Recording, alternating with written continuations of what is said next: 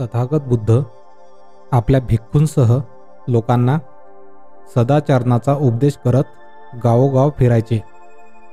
बुद्धांच्या उपदेशाने वागण्याने प्रभावित होऊन अनेक लोक धम्माची दीक्षा घ्यायचे आणि संघात प्रवेश करायचे.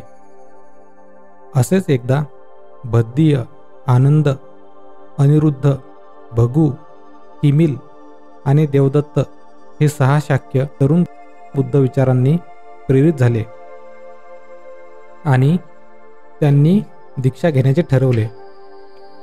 हे सर्व तरुण अतिशय श्रीमंत आणि शूर अशा शाक्य कुटुंबात जन्मले होते. शाक्यांचे एक वैशिष्ट्य म्हणजे बहुतेक शाक्य हे शीघ्रकोपी म्हणजे लवकर चिडणारे होते. त्यांच्याकडे प्रचंड संपत्ती होती व सैन्यही होते.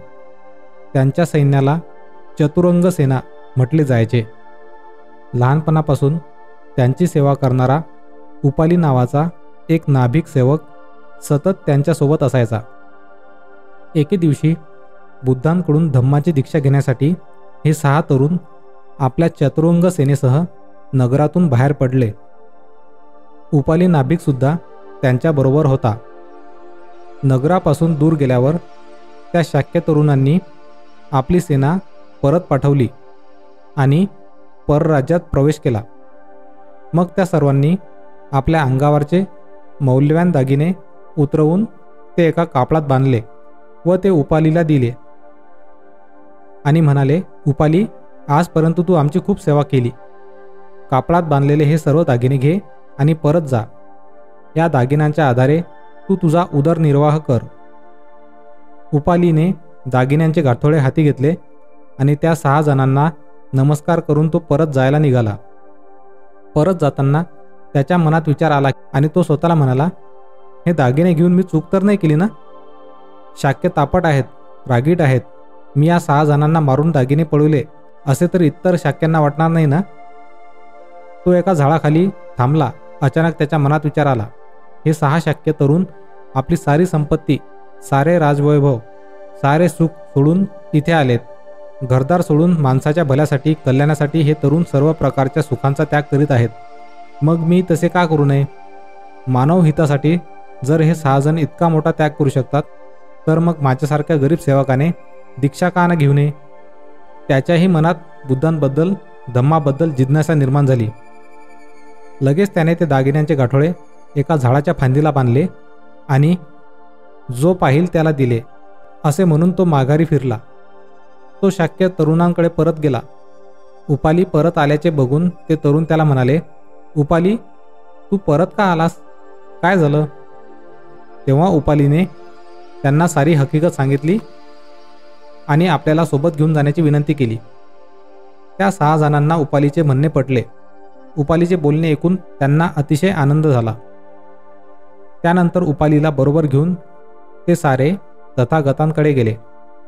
सर्वांनी अतिशय आदराने बुद्धांना वंदन केले आणि शांतपणे एका बाजूला जाऊन उभे राहिले.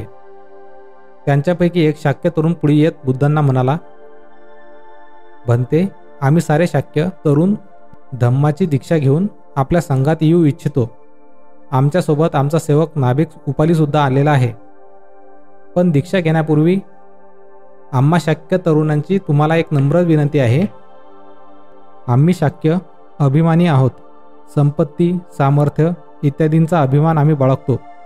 परंतु धम्माची दीक्षा घेतल्यावर हा अहंकार, दुराभिमान गळून पडावा यासाठी तथागतांनी आधी उपाली नाभिकाला दीक्षा द्यावी.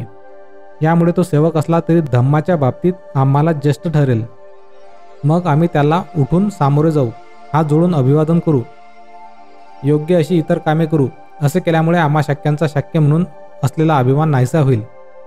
तेव्हा हे सुगत आपण आधी उपालीला आणि नंतर आम्हाला दीक्षा द्यावी.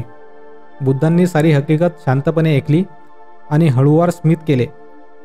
मग त्यांनी आधी उपालीला आणि नंतर 6 शाक्यांना दीक्षा दिली. अशा प्रकारे उपाली नाभिक आणि 6 शाक्य तरुणांना बुद्धांनी धम्माची दीक्षा दिली. ज्या उपालीने दीर्घकाळ शाक्य तरुणांची सेवा केली त्यांना अभिवादन केले, तोच पूर्वीचा सेवक उपाली आता संघात शाक्य कुमारांपेक्षा ज्येष्ठ ठरला. त्यामुळे शाक्य तरुण आता त्याला अभिवादन करायला लागले. त्याचा आदर करायला लागले. अशा प्रकारे पूर्वीचा सेवक उपाली आणि 6 शाक्यपुत्र बुद्धांच्या संघाचे सदस्य झाले.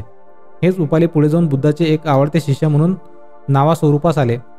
त्यांच्या आगी असलेल्या जिज्ञासेमुळे, कष्ट करण्याच्या तयारीमुळे संघात त्यांना मानाचे स्थान प्राप्त झाले. त्यांचा अभ्यास व्यासंग बघून एकदा बुद्ध म्हणाले, माझ्या शासनामध्ये विनय जाणणाऱ्यापैकी उपाली हा अग्रस्थानी आहे. बुद्धांच्या सहवासात राहून उपाली यांनी अनेक चांगल्या गोष्टी शिकून घेतल्या. पुढे बुद्धांच्या परिनिब्बाणानंतर म्हणजेच निधनानंतर थोड्याच दिवसांनी राजगृह येथे बुद्धांचा धम्म आणि विनय यांचे स्वरूप निश्चित करण्यासाठी 500 भिक्खूंची एक सभा आयोजित करण्यात आली. हीच सभा पहिली धम्मसंगीती म्हणून ओळखली जाते. भिक्खूंनी कसे वागावे याविषयीचे नियम तयार करण्याची महत्त्वाची जबाबदारी सर्वांनी उपाली यांच्यावर सोपवली. या धम्मसंगीतीमध्ये भिक्खू महाकश्यप यांनी इतर भिक्खूंच्या मनातील प्रश्न उपाली यांना विचारले. उपाली यांनी बुद्धांच्या शिकवणीनुसार या सर्वांची उत्तरे दिली. उपालींच्या उत्तरावरून विनयाचे स्वरूप निश्चित करण्यात आले.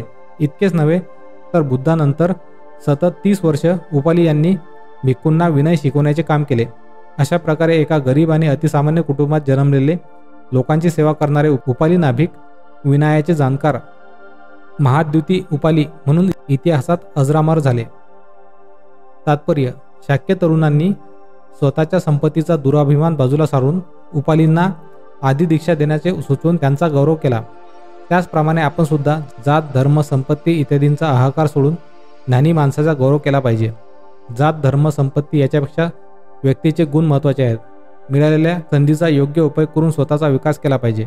व्यासंग, जिद्द आणि अभ्यास करण्याची तयारी असेल तर सामान्य माणूससुद्धा यशस्वी होऊ शकतो. बुद्ध धम्म इन मराठी पॉडकास्टचा हा एपिसोड जर आपल्यास आवडला असेल तर या पॉडकास्टला फॉलो करून शेअर करायला विसरू नका. धन्यवाद.